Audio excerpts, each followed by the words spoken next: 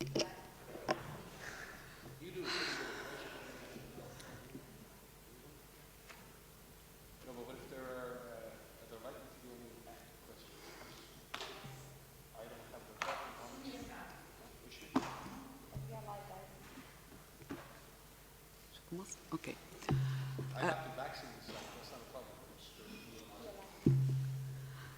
I welcome you to our press conference on COVID-19 today, Tuesday, 15 September.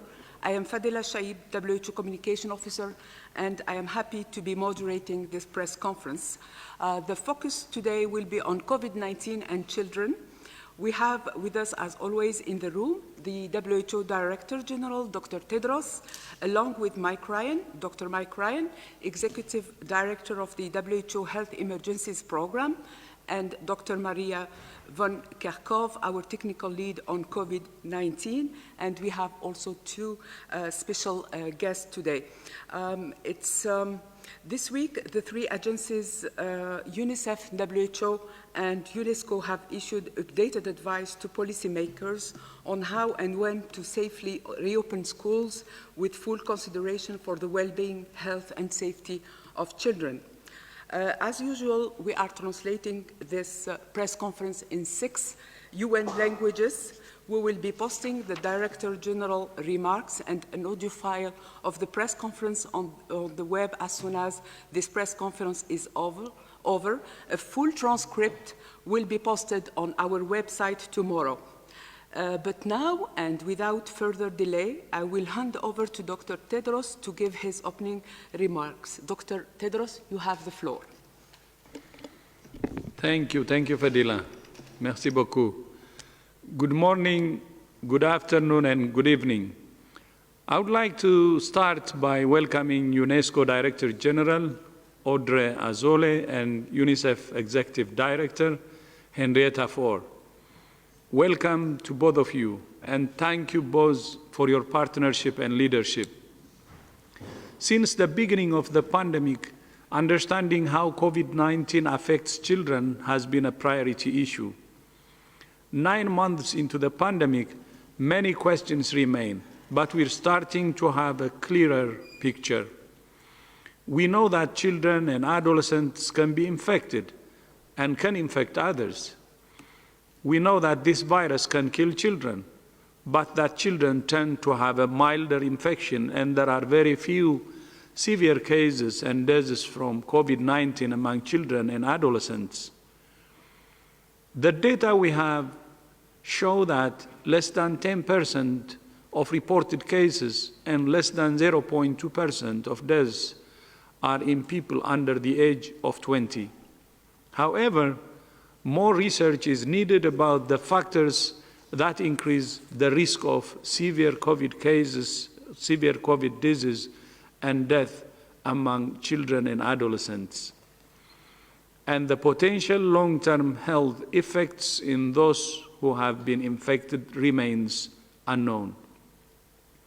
Although children have largely been spared many of the most severe health effects of the virus, they have suffered in other ways.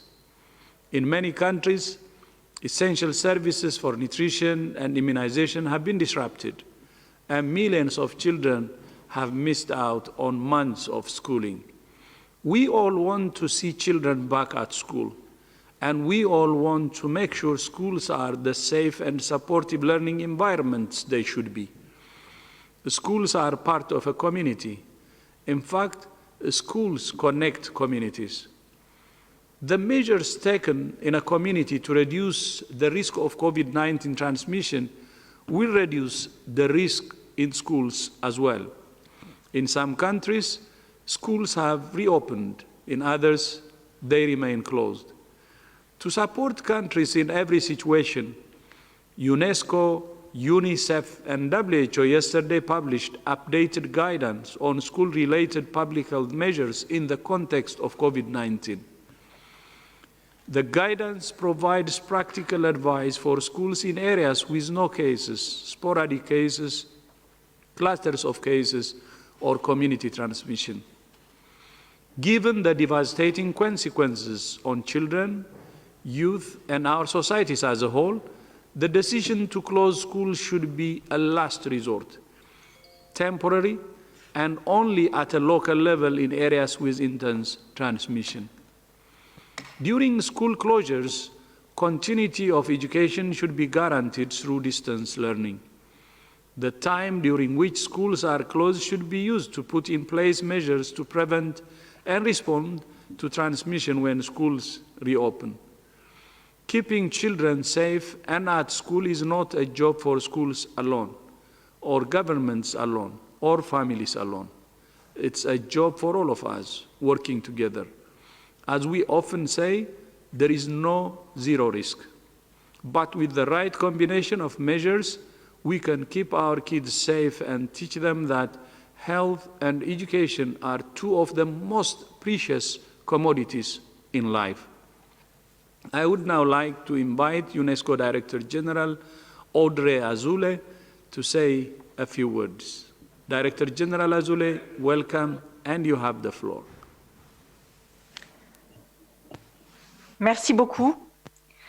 I would like to thank you, to thank my dear colleagues and friends, Dr. Tedros from WHO and Henrietta Fore from UNICEF, as once again our agencies have worked together to provide the support, the advice, here the updated advice in these times of fragility and uncertainty.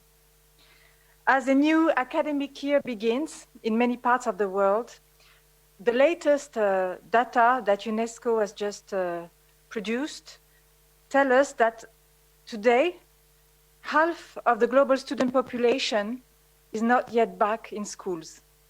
The longer schools remain closed, the more damaging the consequences, especially for children from more disadvantaged backgrounds who, in addition to learning, rely on school for health, for safety, and sometimes for nutrition. Therefore, supporting the safe reopening of schools must be a priority for us all, in particular supporting the return of the most disadvantaged. And while this return to school is crucial, it must be done in a safe manner.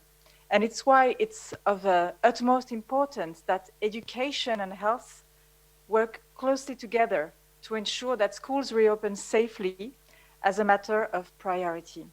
And this is the purpose of these updated guidelines that we've just published, to bring together the latest scientific evidence for policymakers and school officials responsible for the difficult, sometimes, decision to take in terms of reopening schools safely.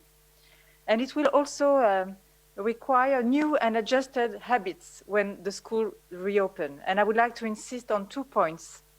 First, as we state in the guidelines, adequate information and communication would need to be provided to and between teachers, school administrators, and families in order for health measures to be properly implemented. And in addition, new protocols and rules will also call for rethinking the role and training of teachers, managing differently school time, revising learning content with increased attention to health issues, and fourth, using remedial measures for learning losses. And we need to provide support for the educational community and most particularly teachers to be trained and to adapt learning in this new situation.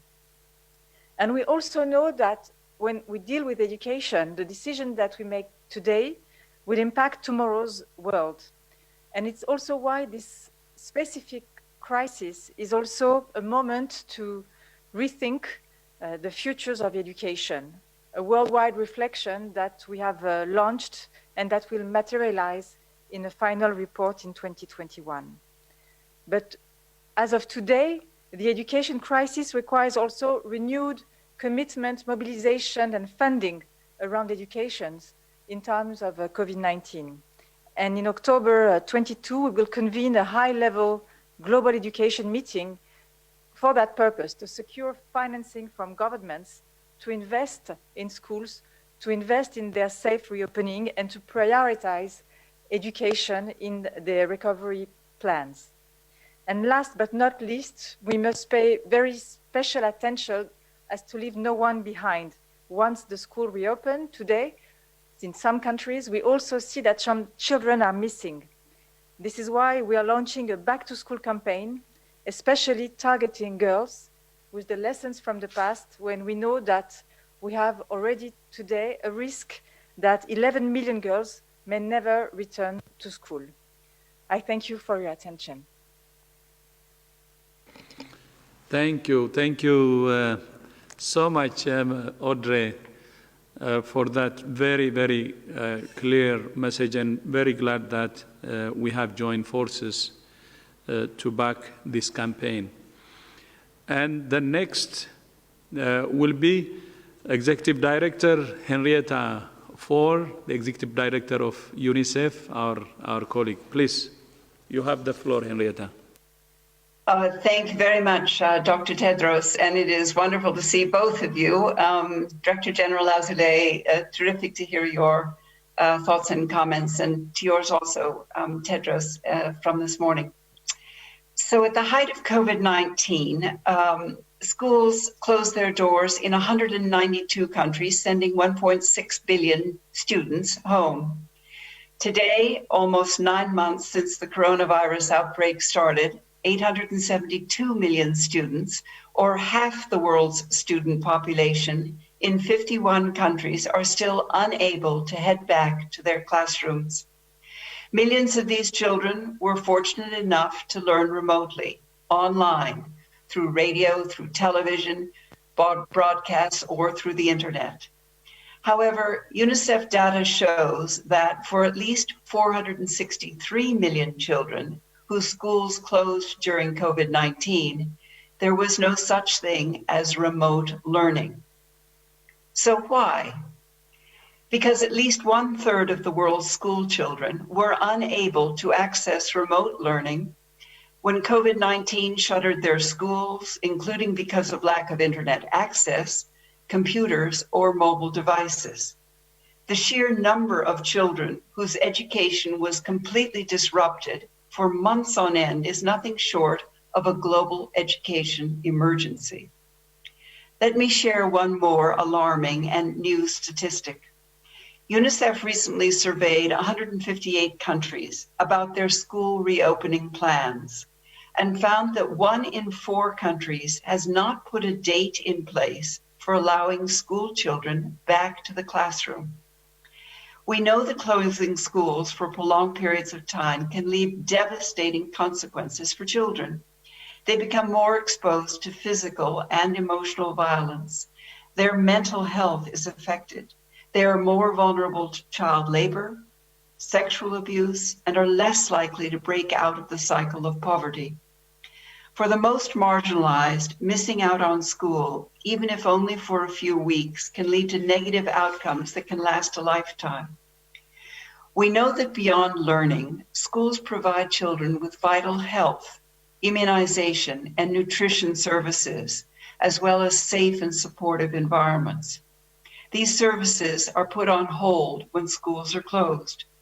And we also know that the longer children remain out of school, the less likely they are to return. At least 24 million children are projected to drop out of school due to COVID-19. That's why we are urging governments to prioritize reopening schools when restrictions are lifted, and as Audrey has mentioned, to reinvest in schools. We're urging them to look at all the things that children need: learning, protection, physical health, mental health, and ensure the best interests of a child is placed first. The latest guidance released by our 3 agencies offers suggestions on how we can reopen schools while keeping children and communities safe. And we know that some countries have already taken measures to do so. In Senegal, for example, schools have spaced out classroom chairs to keep distance between the students. In Rwanda, they are building new classrooms and recruiting more teachers. Egypt has created smaller classes and staggered school hours into shifts. Many countries have increased hand washing stations, introducing health checks, and moved sports and other activities outdoors. Other countries are also using blended learning. a mixture of in-person and remote learning. And when governments decide to keep schools closed, we urge them to scale up remote learning opportunities for all children, especially the most marginalized. Find innovative ways, including online, TV, and radio, to keep children learning, no matter what. Before the pandemic, the world was facing a learning crisis in terms of both access to and quality of education for every child. If we don't take action now, together, the crisis will only deepen, and children will pay the highest price of all. So thank you, Tedros and Audrey. Thank you. Thank you. Thank you, Henrietta. Thank you so much indeed. That very, very clear message to the world. Prioritize reopening schools and invest in schools and keeping children and communities safe. Okay, now back to you, Fadila. Thank you. Thank you, Dr. Tedros. Thank you, Executive Director and Director General Azoulay. We are going to open now the floor to questions from our friends, the media, just reminding them, please, to raise their hands. Use the raise your hand icon in order to get in the queue to ask questions. And please, journalists, tell us who your question is addressed to. We have several journalists online. One of them is our Swiss journalist, Laurent Siero from ATS, Swiss News Agency. Laurent, can you hear me? Yeah, can you hear me? Yes, very well. Go ahead, Laurent. Very good. Thank you, Fadela, for taking my question. Dr. Tedros, yesterday you seemed to endorse the GPMB report, and one of the main recommendations was to you and to the SG to convene a high-level global summit on health safety. So are you planning to discuss that with the SG and try to convene such a meeting quite fast? Thank you. Dr. Tedros? Yeah, thank you so much. Yes, we agree with that, and we hope that we can do it even in 2021. And we need to bring the whole world together in order to really build back better, as we always say. And the UN General Assembly is very, very critical. So we hope to have a focused meeting on pandemic preparedness and response in 2021. Thank you. Fidel, if I could just add, Dr. Tedros actually, in the last quarter of last year, was so concerned with the situation on preparedness in the world that he had engaged with the Secretary General's office, and there were a series of meetings to discuss this. WHO provided a deep risk analysis on the risk of pandemics and the risk of high-impact epidemics. And in fact, there were meetings between the Secretary General and the Director General, and they had agreed that it was needed to have a global summit on emerging diseases and epidemic and pandemic preparedness this year. And it had been agreed in principle to do that. That was being used hopefully as an endpoint from what was originally planned in Marrakesh, which was a meeting of ministers of health and ministers of finance from all over the world, again, which was planned over a year ago, again to discuss not only the health preparedness for pandemics, but financial preparedness and investment in preparedness for pandemics. Unfortunately, the Marrakesh meeting had to be obviously postponed because of the COVID-19 pandemic. So Dr. Tedros has been, since certainly he took office, and certainly since I've been working on this, has been deeply concerned about this issue and has been advocating at all levels. And in fact, as I said, had engaged directly with the Secretary General, and both had planned such an event this year in any case. But obviously, it's all the more needed now in the aftermath of the pandemic. Thank you, Mike. The next question is from Simon Ateba, Today News Africa. Simon, can you hear me? Yes, I can hear you. Thank you for taking my question. This is Simon Ateba from Today News Africa in Washington, D.C. In the past few months, we've had many scary headlines in the media about children and COVID-19. For instance, the African Union recently warned that 1 in 2 children have no birth certificate in Africa, and COVID-19 was making things worse. While UNICEF, WHO, UN, and World Bank also warned that COVID-19 could reverse decades of progress toward eliminating preventable child death. And most recently, WHO and UNICEF called for a safe school reopening in Africa amid COVID-19 pandemic. I was wondering if WHO, UNICEF, and UNESCO can talk a bit more about the situation in sub-Saharan Africa and about some of the studies being done to really understand how the pandemic is affecting children in Africa. And also, do we know how the 1918 flu pandemic affected children at that time and for how long? Thank you. Thank you, Simon. I would like to invite Executive Director 4 to comment on the situation of children in sub-Saharan Africa. Over to you. So thank you very much, Simon, for asking. It's also very important, the data that you are bringing up. It is exceptionally important that children born in Africa have birth certificates. Everyone needs an identity and a nationality, and it is a right for a child. So making sure that we start off a life well is important. What we are now thinking about is how to get early childhood development to every child in sub-Saharan Africa. And this is an issue that governments are starting to pick up. I think it's an important one to write about. We would be happy to follow up with you after this meeting to talk about early childhood development. But then just attending school and going to school. Many of the schools in Africa, as you know, do not have running water and a bar of soap. And it is going to be increasingly important that we try to raise funds and raise the world's awareness that we need to be able to give to these schools the hygiene practices that we are expecting during a time of COVID.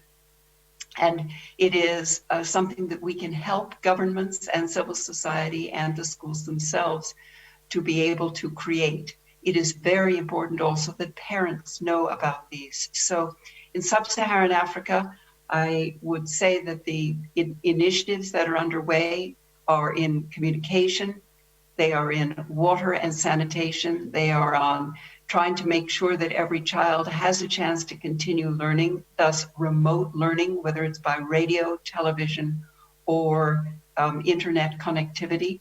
It is that there be a way that children can continue to come to school, that they can afford it, social protection programs. We are deeply worried that the poorest children, particularly the girls, as Audrey mentioned, in the poorest countries will not have a chance to come back to school. But if I might ask the moderator, if we can follow up with Simon, we have lots of information and would love to talk about this subject. Thank you. Over. Thank you, Executive Director 4. Any other intervention in the room? If not, we will take there was a specific question on age-specific mortality during the 1918 pandemic. Yeah, are you going to take that? No, just to say that there is a perception about that the 1918 pandemic affected mainly healthy young adults. Certainly that was the most unusual feature about the 1918 pandemic. But it was almost like a W curve. Normally, pandemic influenza, seasonal influenza, tend to affect very young and very old, and very often healthy adults relatively unaffected. That was the case even in the most recent pandemic of H1N1. In the 1918 pandemic, you had a very high impact in under 5s, a very high impact in people over 60, but unusually a huge impact on young, otherwise healthy people, and that was the unusual and shocking factor associated with that pandemic, and something we need to be cognizant of today as we see coronavirus passing through younger generations. It's certainly not necessarily killing or causing the deaths of many otherwise young and healthy adults, but as I said before in previous presses, we are seeing the emergence of long-term impacts and long-term health effects in that population, and that will have to be carefully observed. And in that sense, in the 1918 pandemic, the young and healthy were greatly affected immediately through the process of mortality. It remains to be seen what the long-term impacts of this COVID-19 are in that age group. We hope they are not too severe. Maria, something to add? Yeah, just very briefly is to say that while we are really trying to understand this particular virus and its impact on children all over the world, and luckily what we do see so far is that the majority have a mild infection or asymptomatic infection, but that's not universal. You know, we do see children infected with this virus who have had severe disease, and tragically we have seen children die from this disease. But as Mike has said, we don't know the long-term effects. And I think we also need to recognize that there's the direct impact of COVID-19 and there's the indirect impact of all of the other services that have been pushed aside because of this virus. People are working so hard, governments are working so hard to ensure that vaccines are provided of the routine vaccinations for children and for adults as well, but making sure that individuals have access to medical care, the medical care that they need, life-saving essential medical services and other medical services that are required for children. So there will be an impact on children as well, beyond the direct infection with this particular virus. So this is something all of us are deeply concerned about, so that we ensure that while we are trying to control COVID, we still ensure medical services are provided, vaccines are provided, so that we can keep children and all people safe. Thank you, Maria. The next question is from Gunilla von Hol. Gunilla, can you hear me? Gunilla, can you unmute yourself, please?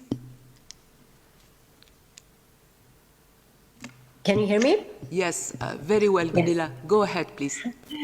Thank you for taking my question. In Europe right now, we see an increase in cases, Spain, France, UK, and one explanation has been that people are coming back from vacations and the young people are going out more, but also that schools are reopening. So to what extent do schools drive community transmission? Thanks. Thank you, Gunilla. Maria? Yes, I will start, and I'm sure others would like to supplement. The first part of your question is asking about the increase in case numbers across countries in Europe. And I think there's a number of reasons why we are seeing this. First of all, surveillance has improved, testing capacity has drastically improved, and so this is a positive. The public health infrastructure that we've been talking about of getting in place and having the ability to identify cases, isolate cases, carry out contact tracing, making sure that testing is ramped up and that test results get back quickly so that public health actions can be done. We're seeing that working in many, many countries. As societies have been opening up over the summer months in the Northern Hemisphere, we have started to see some resurgence in some countries. Some of this resurgence is reaching levels that were higher than we saw in April and in May. And that is worrying. There's a worrying trend that we are definitely seeing in some countries. And some of this has to do with the way societies are opening up and people are gathering again. And if the virus is present, and if there are gatherings that are taking place, particularly if gatherings are taking place in crowded settings, in indoor locations with poor ventilation, the virus will spread. And so we have seen some clustering. Your specific question about schools itself, we're really learning right now about the role that schools are playing. So you've heard us say this many times before, schools do not operate in isolation. Schools are part of communities. So if the virus is present and transmitting in communities, it's possible that the virus will be able to transmit in that school. There are a number of countries across Europe that opened their schools in the springtime. And they did this in a slow and a staggered way. They started out by looking at the youngest children, for example. Denmark is a good example of this. Looking at what are the types of classrooms, what are the age groups that we could start opening up with, how do we do this where we can keep physical distancing within the classrooms, how we can ensure that there are control measures in school, that there's a plan in place. And this is all outlined in the guidance that UNICEF and UNESCO and WHO released yesterday, really outlining all of these measures that are in place, because there are ways to safely open up schools. But the key is really to make sure that transmission is under control in the community. We do know that children can be infected We do know that children can transmit the virus, but there appear to be differences in age group to the extent at which they transmit, with the youngest children infected less and transmitting less than adolescents, for example. But we're learning. This is an area of active research and active study because so many are concerned about this. So we do not have a full picture yet, but there are ways that we can open up schools, and we have seen a number of countries that have done this slowly, controlling transmission in the communities, putting measures in place within the school systems themselves, educating, talking to the parents, talking to the children themselves, listening to the parents, listening to the children themselves, and have found ways to do this safely. But it needs to be done slow and a staggered way. Thank you, Maria. Any other intervention from our guests, maybe? May I take the floor? Yeah, please do. From UNESCO. Yeah, UNESCO. Thank you very much. Yes, and good afternoon, good morning to my dear friends in Geneva and across the sea. Well, if I may, in addition to what Maria said, I think that focusing on the added value of these guidelines, which is about really providing a simple list of recommendations which are related to prevention and control measures, for instance, physical distancing inside the classroom, outside the classroom, use of masks in school settings, and this is about what different ages must be suggested and somehow educated to do. For instance, age 5 children don't have to wear a mask, but between 6 and 11, it's about risk-based approach. It's about evaluation and context-oriented approach, and this is a very important dimension. And so, ventilation, hygiene, of course, and daily practices. So just to say that the schools, if and when they will implement, and that is something the governments are very keen to do, this list of recommendations and these measures, they really become one of the more safe places in terms of public spaces and public institutions. So I think that all the list of recommendations you find in these guidelines can really provide a sense that reopening is a priority, as Henrietta and Audrey said before. Reopening schools is about giving the right education to every single children in the world. On the other side, first health, and it's possible to combine these two important fundamental rights and dimension. And this is very much about the great cooperation we are running with our partners through the Global Education Coalition that UNESCO established some months ago, and all the work we are doing on the ground and in terms of a global collection of data and recommendation, as in this case. Thank you very much. Over. Thank you, Madam. Can I just ask you to introduce yourself for our journalist friends?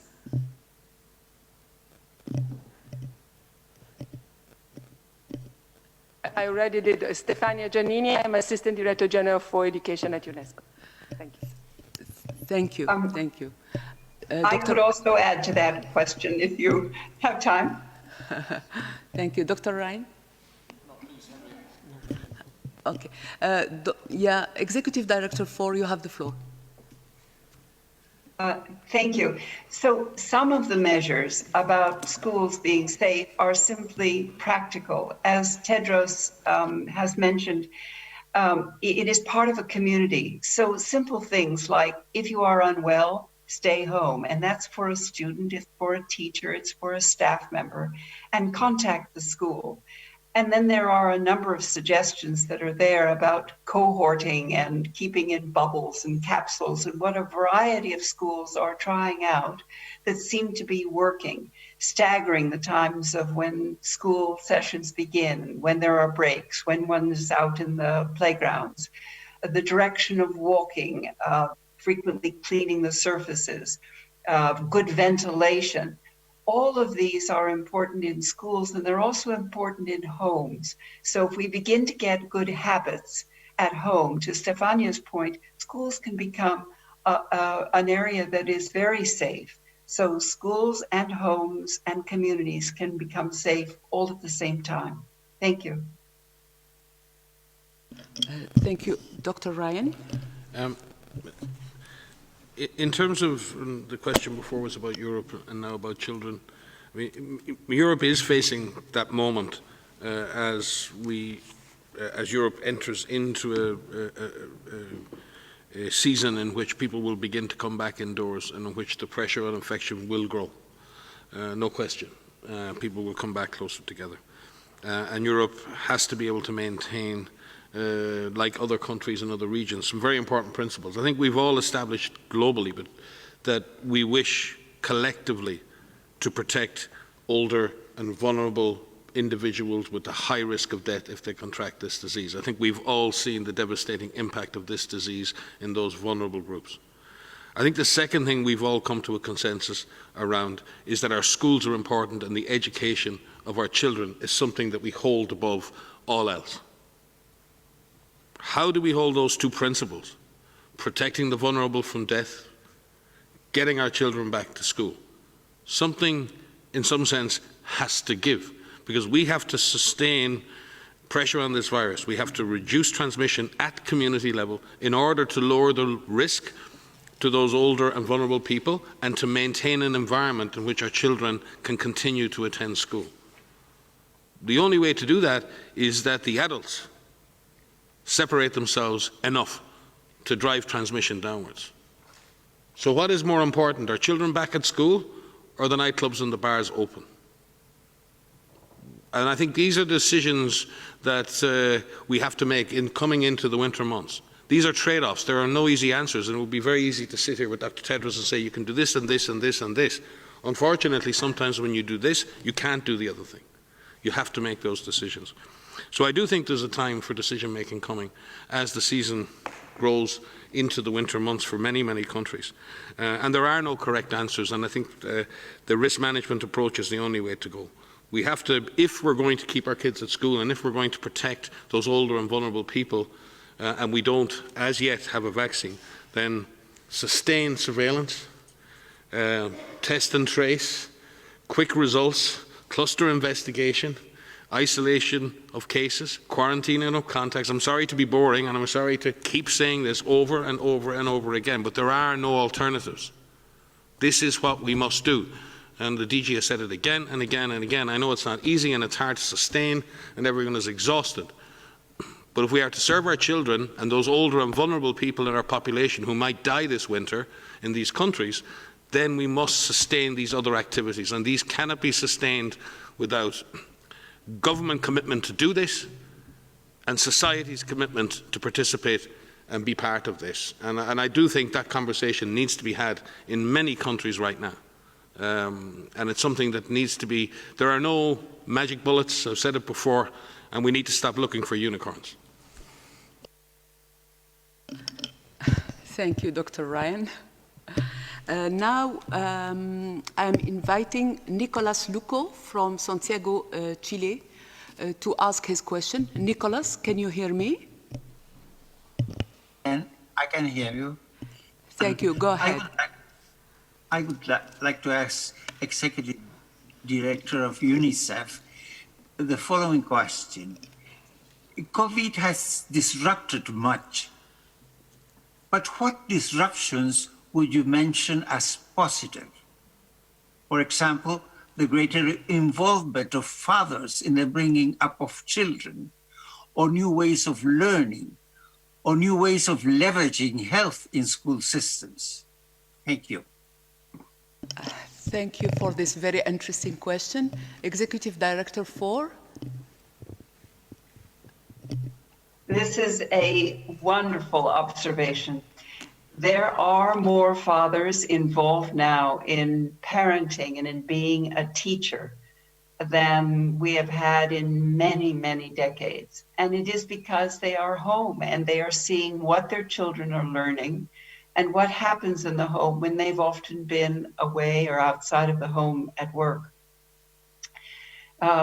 We often tell our own people that they need to be a parent first, a teacher second, and then a colleague at UNICEF third. And I think this is starting to be something that almost every one of us in our own private lives have now realized, that the importance of looking after our children and teaching them many things while they are in school and when they are out of school is our responsibility, and it's our legacy to the next generation. We are also finding that parenting hubs, these chat rooms and telephone banks where parents can ask information of websites and others, are extremely helpful. And many fathers are coming to visit, but also fathers and mothers together because they are interested or they're concerned about a particular issue. It's particularly challenging for parents who have children who are otherwise abled. And so if there is some sort of a learning disability, it is difficult often for parents to know what to do.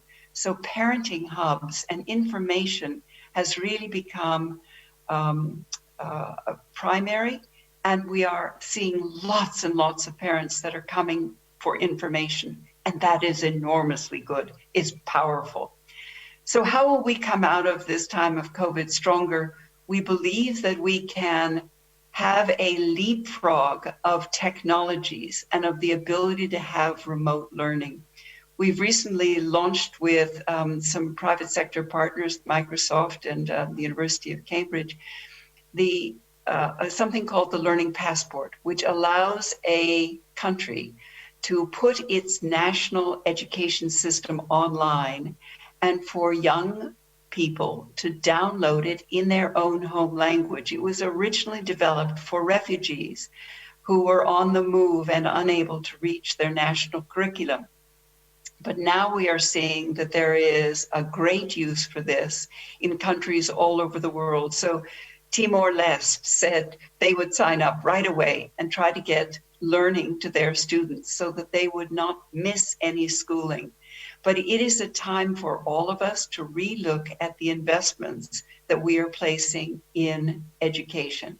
If we can connect every school and every learner to the internet in the next 5 or 6 years, we will have moved our world a leap forward. So we have an initiative that is all UN agencies. It is a big public-private partnership in which we are talking about how to connect every school and learner to the internet. Many children now are interested in learning things, but they do not necessarily want to learn what they had been learning in the classroom, and now that the classroom isn't there, they want to learn things that they think will be relevant. So initiated learning is also good. It's part of learning for a lifetime. So online, remote learning, this is our once in a generation opportunity to really get this in place for the entire world. It's developed countries as well as developing countries. We've all found that there is not enough connectivity and we are not ready in our school curriculums for online learning. So we work with UNESCO often on this around the world and with WHO on many of these issues. Thank you very much. Thank you, Executive Director, for these inspiring words.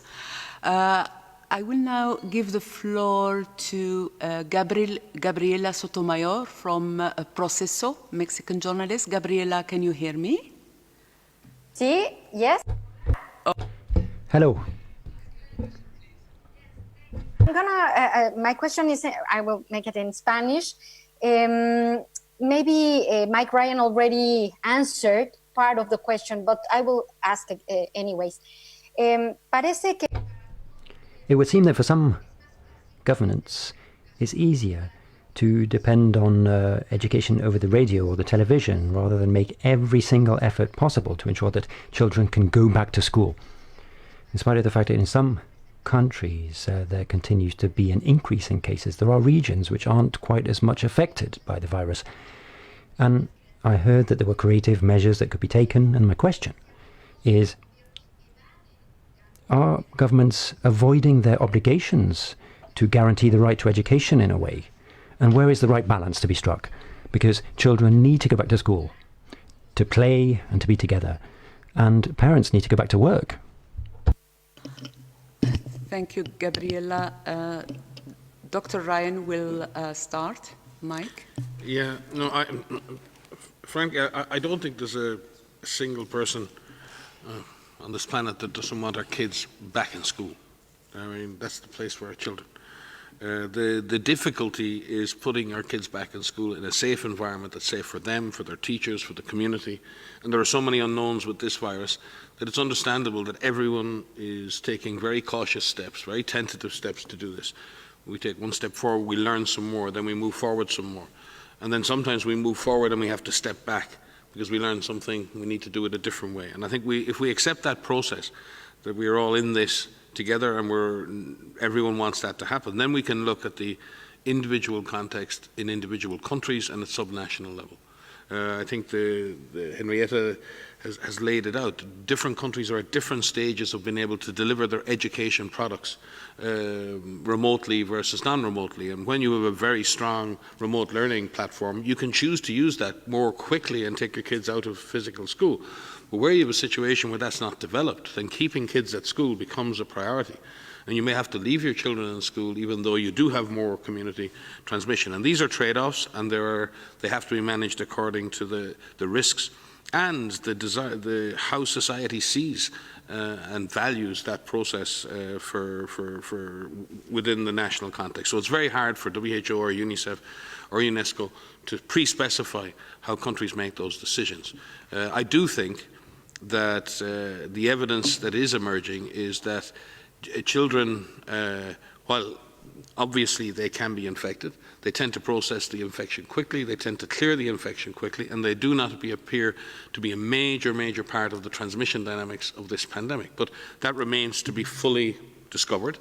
What we do know is that children are damaged educationally by not being in school. And there we're trading those two things off against each other. The other question is, how safe can the school environment be made? And there are different resources around the world. There's different levels of space. If you live in an urban slum, you may have a very tiny classroom with 50 children in it. That's very different to having 20 kids in a gymnasium in a school that has access to more and more space and then can expand. So again, it comes down to the ability of the system to adapt to the risk. And some systems can adapt because they have the resources and the space and they have the planning, and some not the case. So I think it's very hard to pre-specify. But I would like to commend on one thing I think we should say is that teachers and administrators around the world have really worked themselves so hard to bring kids back to school, and that is from the village level to the national level. There are huge efforts made by teachers, parents groups, by committees and others who govern schools to get our kids back to school. And we spoke about the heroes in the first 5 or 6 months of this epidemic, and they still remain heroes, our frontline health workers. Well, our teachers and our school administrators and our school committees, they're heroes too, because they're doing everything they can to get our children back to school. And governments need to support them in that, and we as a community need to support them in that. And the best thing we can do to support our children back in school is reduce our risk of being exposed and reduce our chance of exposing others. If we do that, our children can stay in school. And again, I'm saying it again because I think it comes down to that. What are we prepared to do in the adult community to ensure that we neither expose ourselves or expose others to this virus? If we do that, I think we can keep our kids in school. Yeah. Very briefly, just to say, I think what we're seeing right now is it's a calibration period. You know, we're really figuring this out of how we can do this. How can we look at controlling transmission within the community, and it does start there. It's the foundation of opening up. And then how do we start to open up? You know, where do we look to open up first? Do we look at businesses? Do we look at other types of workers, factory workers, and at a certain percentage opening up slowly? Our restaurants, our entertainment industries, our schools. You know, and it's this balance of how to bring each of these open. And countries are showing us how to do this. The decisions and the agony, quite frankly, that decision makers have on when they can open up and how they can open up. And I know all over the world, people who run the schools, the administrators, are agonizing over how to do this safely, because everyone recognizes the importance of school. not only for education, but for the social well-being of children, for their mental health, for safety, for security, and in many parts of the world where children receive their meal for the day. So it's incredibly important. And remote working, and there is remote learning has definitely been a positive, but that doesn't exist all over the world. And any parent who has had to try to carry on their work at home and try to teach a child or two or three who are home with them knows how difficult it is. We all have collectively an incredible increased respect for teachers and what they do every single day. Within the guidance that we have outlined, what we are trying to do has been highlighted by many today and previously with our partners from UNESCO and with UNICEF is really try to give an overview of the comprehensive, multi-layered measures that are needed to prevent the introduction of the virus into a school, and if the virus does enter the school, how to prevent it from spreading. And this includes what to do in communities, at the school itself, within the classroom itself, and at individual levels. And all of this starts at home. It starts at what can we do at home to prevent ourselves from getting infected, to protect our families. And what is positive with children is that you can make this fun. You know, children and teaching them and being a good role model at home and showing them how to wash your hands and sing the songs and practice your respiratory etiquette, wear a mask, you know, practice your physical distancing, talk about it. This is very, very difficult stuff, and it's complicated, and the measures may change, and the instructions may change. So this is complicated, and this is frustrating, but talk to your children, talk to each other, and support each other. And I think that, you know, we are finding ways to get through this, but, you know, just to say this calibration balance that we are finding, putting our children first and making sure that they can go back to school safely, everybody agrees, is incredibly important. Thank you, Maria. I believe UNESCO and UNICEF guest would like to say a few words. Let's start with Stefania Giannini from UNESCO.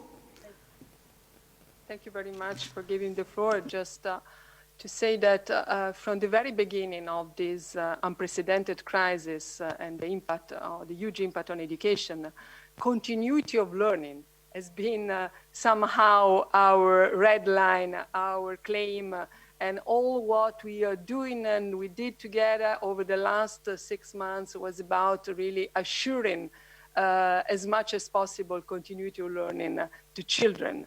And this is very much about implementing the right to education that the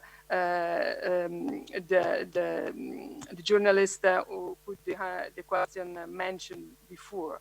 Of course, as international organization, we must be very honest. We don't have a binding measures. We cannot impose a decision. It's not our job, but it's about first providing quick solutions. Second, organizing a strong and very innovative kind of partnership. I mentioned the Global Coalition that UNESCO established some months ago, and this is about putting teachers as one of the flagship of the common action.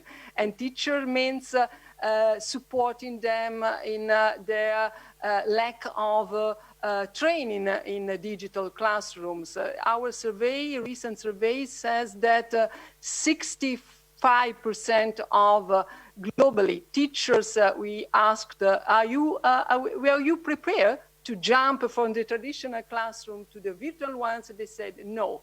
And then that's the need to support the governments to train teachers and to make the system resilient and ready to go, we don't know, in a second wave or whatever, in a crisis which imposes politicians to shut down their school systems. But now the issue is another one. The issue is how we can provide political leaders the right tools to make the right choices and to make decisions in terms of reopening schools in a safe manner and to give right education today in the new environment. I already mentioned some of the very concrete recommendations. Rita first, before talk about the physical distancing and hygiene measures, washing hands. I want to say there is a very concrete recommendation about educating the young, the very little children to wear correctly the mask. For us, it's clear that it's like this, but if you put like this, it doesn't work. Just to give you a very concrete example of what you're doing. And then there is the next phase. Let me say very, very briefly, in my opinion, this COVID-19 in education has been really, in education as well as in many other public sectors, a big game changer. So it reduced the distance, already said before, between family space, family time, teaching and learning space and time. It's about giving children and teachers also the opportunity to find very innovative solutions, and to governments to implement a different kind of approach. Radio, television, we saw many very, very interesting countries in many regions of the world, sub-Saharan region in Africa first. So to conclude, I think that it's also a great opportunity to reimagine education, the model of learning and teaching. And this is something that UNESCO started to think with our partners last year, and now the futures of education, as he said, with the mark of S, is becoming really a great priority for all of us, and a new way to give right education to our youth and children. Over. Thank you. Now I would like to give the floor to Executive Director 4. Thank you. You can see how passionate we all are about this. So Gabriela asked about governments, and Mike Ryan started with the heroes that we have among us, the teachers and the health workers, and Maria picked that up, and Stefania just mentioned it. Governments can be heroes if they invest in schools. This is the time when they should do it. So rearranging budgets so that there is some room for education will mean that it's an investment for the future. It's the best investment you can make, to invest in a child and a young person. So invest in the teachers, invest in a modern curriculum, invest in the physical distancing and the ability to wash your hands and have a bar of soap, as we talked about for Africa, and invest in connectivity. If governments reallocate their budgets around connecting every school to the internet and training the teachers and training everyone, they will have a new baseline, a new even field that means that their children and their country can grow in the years ahead. So governments can be heroes too. Thank you. Thank you. Thank you, Dr. Tedros, Executive Director 4, Director General Azulay, and Stefania for your all valuable contribution. I now will conclude this press conference and remind you that we will provide you with the audio file and Dr. Tedros' remarks immediately after this press conference. We will also have the full transcript posted tomorrow on our website. I apologize to those who could not get their questions answered. Please contact me, contact the WHO news team, and we will make sure you get your answers from us or our sister agencies. Thank you so much. Au revoir. Dr. Tedros, if you want to say a few words before we conclude. I think you said au revoir, so I will say à bientôt. So thank you so much to Henrietta, Stefania, for joining us. This is a very important joint venture, and long live our partnership, UNESCO, UNICEF, and WHO, and look forward to really implementing the guidance that we have released today together. So thank you so much, and especially to Henrietta, I would like to recognize the presence of Jerome with us, your excellent colleague here. He has been embedded with us for more than 6 months, and impressed by his commitment. But what do I expect from UNICEF? Of course, I'm not surprised. So thank you so much indeed. This is the kind of partnership we need to really uphold. And it's only together that we can defeat this pandemic. Again, thank you so much. Very good. Thank you, Tedros. Thank you. Stefania. Thank you. Thank you. Bye. Bye-bye. Thank you very much.